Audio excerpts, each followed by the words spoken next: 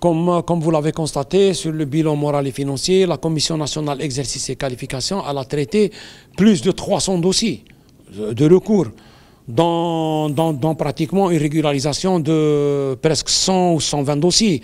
Donc on a été là, on a été présent, on a prêté attention à où est-ce que ça n'allait pas dans les décisions de ces dossiers. Et puis, on a traité aussi, comme vous le savez tous, en 2022, le cas des 51 pharmaciens de CETIF, dont 11 ont été traités au niveau, avec validation du Conseil national, de la Commission nationale exercice et qualification, les autres au niveau régional par la Commission mixte tripartite. Donc, comme vous voyez, on a été là. On a soulevé aussi quelques problématiques au niveau des finances des régions. C'est pas de gros problèmes. L'essentiel, c'est des remarques d'écriture, c'est tout, sur les colonnes, la certification de quelques régions de leur bilan.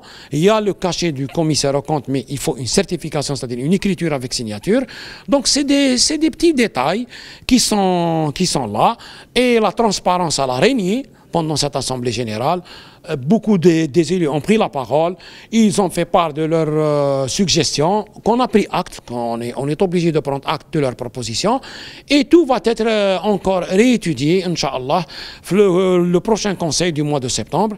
Et puis voilà, je suis très satisfait du bilan exposé aujourd'hui, qu'il soit moral ou financier, et je remercie tous les élus, encore une fois, d'être venus de partout.